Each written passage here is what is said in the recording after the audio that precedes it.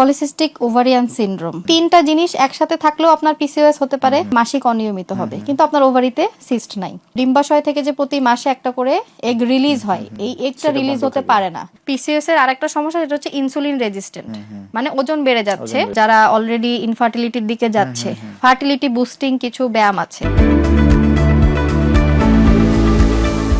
Polycystic ovary syndrome বা PCOS এর মাধ্যমে হরমোনাল সমস্যা, ওজন বৃদ্ধি এবং কিছু প্রজনন সংক্রান্ত জটিলতা নারীদের তৈরি হয়। তো আমরা আপনার কাছে জানতে চাবো যে পিসিওএস সমস্যার সমাধানে খাদ্যাভ্যাসের কি পরামর্শ এবং এই ক্ষেত্রে কোনো করণীয় কি? পলিসিস্টিক ওভারিয়ান সিনড্রোম বা পিসিওএস, এটা আপনি কিন্তু নামের মধ্যেই বুঝতে পারতেছেন, পলিসিস্টিক বলা হচ্ছে, অর্থাৎ সেভারাল টাইপের সিস্ট আপনার ওভারিতে থাকতে পারে। কিন্তু এমনও হতে পারে যে আপনার ওভারিতে সিস্ট নাই, তারপরেও কিন্তু আপনার পলিসিস্টিক ওভারি হতে পারে। সেটা কিরকম? এটা আমরা তিনটা জিনিস খেয়াল করি। একটা হচ্ছে ইরেগুলার পিরিয়ড, মানে মাসিক অনিয়মিত হবে কিন্তু আপনার ওভারিতে সিস্ট নাই।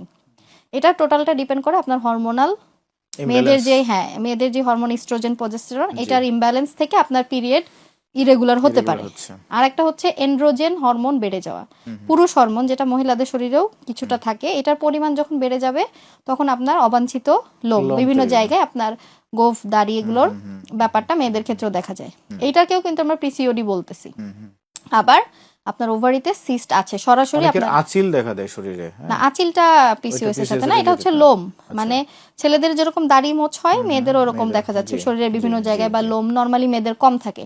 এই যাদের হচ্ছে এন্ড্রোজেন হরমোনটা বেশি, তাদের ক্ষেত্রে এটা দেখা যাচ্ছে, এটা একটা ইন্ডিকেটর। আরেকটা হচ্ছে সরাসরি আপনার ওভারিতে সিস্ট থাকবে, যেটার কারণে আপনার ওভালুয়েশন, অর্থাৎ ডিম্বাশয় থেকে যে প্রতি মাসে একটা করে এগ রিলিজ হয়, এই এগটা রিলিজ হতে পারে না, এই এগের কোয়ালিটিটা খারাপ হয়ে যায়। এই তিনটা জিনিস একসাথে থাকলেও আপনার পিসিওএস হতে পারে, আমরা পিসিওএস বলি। আবার তিনটা নাই, যে কোনো দুইটা আছে, সেটাকেও আমরা পিসিওএস বলি। ট্রিটমেন্টটা ওই সিমটম অনুযায়ী। ধরেন আপনার যদি ওভারিতে সিস্ট থাকে, সেক্ষেত্রে আপনাকে অবশ্যই একজন গাইনি বিশেষজ্ঞ দেখাতে হবে। সেক্ষেত্রে আপনার ল্যাপ্রোস্কোপি করা লাগতে পারে। আর যদি আপনার হরমোন ইমব্যালেন্স হয়, তাহলে আপনি এন্ডোক্রাইনোলজিস্টের কাছে যাবেন। আপনার ইস্ট্রোজেন, প্রজেস্টেরন ব্যালেন্স করার জন্য এটা গাইনোকোলজিস্টরাও দেয়, আবার হরমোন স্পেশালিস্টরাও দেয়, যে কিছুদিন আপনার মাসিকের সাইকেলটা রেগুলার করার জন্য আপনাকে পিলস খেতে হবে। এটা আবার কিন্তু নির্দিষ্ট সময় থাকে। আমরা আমাদের পেশেন্টদের ক্ষেত্রে আমরা যেই ভুলটা দেখি, যে ধরেন ডক্টর আপনাকে 3 মাসের জন্য মেডিকেশন দিয়েছে, মাসিকটা বন্ধ হবে, 21 দিন আপনাকে আবার খেতে হবে, তারপর আপনি ছাড়লে আবার মাসিক হবে, আবার 7 দিনের মাথায় আবার খেতে হবে, এভাবে ধরেন 3 মাস কিংবা 6 মাস। যখন আমি বুঝে যাই যে আমার এই ওষুধের মাধ্যমে আমি মাসিক নিয়ন্ত্রণ করতে পারতেছি, হ্যাঁ, এটা হচ্ছে একটা মানে খুবই আমি পেয়ে থাকি যে সেকেন্ড টাইম আর ডক্টরের কাছে যাইনি, নিজেরাই জানে তো যে আমার যে ইরেগুলার হচ্ছে, আমি আবার ওষুধ খাই। এইটাতে কিন্তু আমরা আরো ইনফার্টিলিটি গ্রো করাই, কারণ ডক্টর কিন্তু আপনাকে বুঝেই দিয়েছিল যে কতদিন আপনার এটা দরকার। লং টাইম, লং টাইম এই পিলস গুলো কিন্তু আমাদের আরো ক্ষতি করে। কিভাবে? আপনার শরীর থেকে যে ন্যাচারাল ইস্ট্রোজেন, প্রজেস্টেরন সিক্রেশন হতো, সেটা আর হবে না, সেটা বন্ধ হয়ে যাবে, কারণ ও জানে যে আপনি তাকে সাপ্লিমেন্ট দিচ্ছেন। বডি সন্তান ধারণে অক্ষমতা বা বন্ধ্যাত্বের দিকে নিয়ে যায়, বন্ধ্যাত্বের দিকে নিয়ে যায়, কারণ আপনার বডি বুঝে গেছে যে আপনার বডি থেকে তৈরি করতেছেন না, আপনি যেহেতু ওষুধের উপর ডিপেন্ডেন্ট, দ্যাট মিন্স বাইরে থেকেই ইস্ট্রোজেন, প্রজেস্টেরন আসবে, আপনাকে তৈরি করতে হবে না। এটা আমাদের ইউটেরাস এবং ব্রেস্টে কিছু সময় সিক্রেশন হয়, তো এই জিনিসটা টোটালি অফ হয়ে যাবে।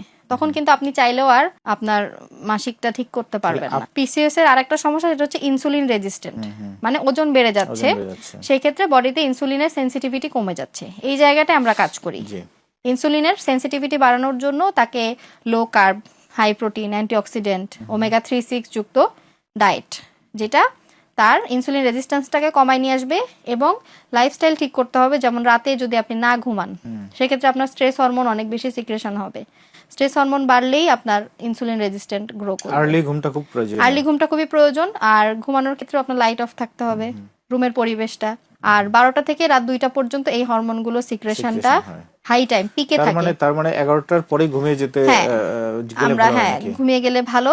এবং ওই যে ইনসুলিন রেজিস্ট্যান্স হওয়ার কারণে যেহেতু আপনার ওজন বাড়তেছে, আপনাকে ওজন নিয়ন্ত্রণ করার জন্য হেলদি লাইফস্টাইলে আসার ক্ষেত্রে ব্যায়াম করতে হবে, মাস্ট বি। আমরা ওই জায়গাটাই, ওজন যদি বেশি থেকে নিয়ন্ত্রণে আনতে হবে, অবশ্যই নিয়ন্ত্রণে আনতে হবে, কারণ ওজন বেশি হয়েছে আপনার ইনসুলিন রেজিস্ট্যান্স থেকে। এটা যদি আপনি কন্ট্রোল না করেন তাহলে আপনার টাইপ 2 ডায়াবেটিসের দিকে আপনি চলে যাবেন। পিসিওএস এর পাশাপাশি আপনার এটা ডেভেলপ করবে, হাইপোথাইরয়েড ডেভেলপ করবে। মানে আমি বলতে চাচ্ছি একটা হরমোন যখন ইমব্যালেন্স হয় পাশাপাশি তো সবগুলো মানে লিংক থাকে, রিলেটেড, তখন আপনার কিন্তু হরমোন ইমব্যালেন্সটা ওভারঅল হবে এবং আরো কিছু নন কমিউনিকেবল ডিজিজ আপনার দেখা দিতে পারে। সো আমাদের পরামর্শটা থাকে হচ্ছে ইনসুলিন রেজিস্ট্যান্স দূর করা, ওজন নিয়ন্ত্রণ করা, ব্যালেন্স নিউট্রিশনে থাকা, এবং এই যে ধরেন যারা অলরেডি ইনফার্টিলিটির দিকে যাচ্ছে, ফার্টিলিটি বুস্টিং কিছু ব্যায়াম আছে যেটা আপনার ফার্টিলিটি বাড়াবে। জি, এটা খুব ইম্পর্টেন্ট। হ্যাঁ, এটা খুব ইম্পর্টেন্ট। এটা হচ্ছে আপনার লোয়ার পেলভিসের কিছু ব্যায়াম, পেলভিস এক্সারসাইজ। হ্যাঁ, পেলভিস এক্সারসাইজ গুলো। এটার মধ্যে পিলাটেস অনেক গুরুত্বপূর্ণ। পিলাটেস হচ্ছে একটা সেট, এটা হলো আপনার লোয়ার পোর্শন, লেগস অ্যান্ড পেলভিসের জন্য এটা খুবই গুরুত্বপূর্ণ, ওভারি ইউটেরাসকে টার্গেট করে। এই ব্যায়ামগুলো করতে হবে, প্লাস কিছু স্পেসিফিক ব্যায়াম আছে যেমন বাটারফ্লাই, রিসাইক্লিং বাটারফ্লাই, হ্যাঁ, তারপরে সিটেড টুইস্ট, তারপরে আপনার কোবরা, তারপরে আপনার অ্যারোপ্লেন। এই কিছু স্পেসিফিক পোজ আছে যেগুলো আপনাকে নিয়মিত করতে হবে। আপনার ইউটেরাস এবং ওভারিকে প্রেসার দিতে হবে যে যদি সিস্টগুলো থেকেও থাকে, সিস্ট কিন্তু টিউমার না, সিস্ট হচ্ছে একটা ফ্যাটি মলিকিউলস, চর্বির পানি জাতীয়, মানে তেলের থলের মতো তৈলাক্ত। এটা কিন্তু ফেটে যায়, এটা কিন্তু ফেটে গেলে ক্ষতি নেই। মানে এটা হচ্ছে প্রেসারের কারণে এটা ডিজলভ হতে পারে, সাইজে ছোট হয়ে যেতে পারে। এক্সারসাইজ এই জায়গায় একটা রোল প্লে করে। কোন ধরনের খাবার তারা খেতে পারবে না এবং কোন ধরনের তারা বেশি খাবে? আচ্ছা, খেতে পারবে না প্রথমেই সাদা জিনিস, সব ধরনের রিফাইন্ড কার্বোহাইড্রেট, সাদা ভাত, সাদা আটা, ইভেন আমরা গ্লুটেন ফ্রি বলি। গ্লুটেন হচ্ছে আপনার বডিতে ইনফ্লামেশন বাড়ায়। হ্যাঁ, যাদের এই ধরনের সমস্যা তাদের মাসিকের সময় প্রচুর পেইন হয়, ব্যথা হয়, তো এইটা কিন্তু আপনার ইনফ্লামেটরি খাবার যেগুলো ইনফেকশনটাকে বাড়াতে পারে বডিতে, এই ধরনের ইনফ্লামেটরি খাবার বন্ধ করতে হবে। তার মধ্যে গ্লুটেন এক নম্বরে আছে, বাইরের ভাজা পোড়া, তেলে ট্রান্স ফ্যাট যেগুলো, এই খাবারগুলো তাকে বন্ধ করতে হবে। প্রসেসড খাবার বলতে আমরা সব ধরনের মিক্সড ফুড বলি, যেমন যেটা সংরক্ষণ করার জন্য বিভিন্ন প্রিজারভেটিভ ব্যবহার করা হয়, এই প্রসেসড খাবারগুলো তাকে বন্ধ করতে হবে। তাকে সম্পূর্ণ ন্যাচারাল ফুডে চলে আসতে হবে। টিনজাত খাবার, হ্যাঁ, টিনজাত খাবার, তারপরে এই যে ফ্রোজেন আইটেমস, নাগেট, সসেজ, এগুলো হ্যাঁ, এগুলো একদম অ্যাভয়েড করতে হবে। এগুলো তো প্রচুর চর্চা হয় এগুলো খাবারের। হ্যাঁ, এগুলো তো হয়ই। এই কারণেই তো সমস্যা। আমাদের পিসিওএস কিন্তু আগে এত বেশি ছিল না। গাইনোকোলজিক্যাল সমস্যার মধ্যে ইউটেরাসের টিউমার আমরা অনেক পেয়েছি অতীতে, কিন্তু এখন কিন্তু সিস্ট কমনলি হচ্ছে।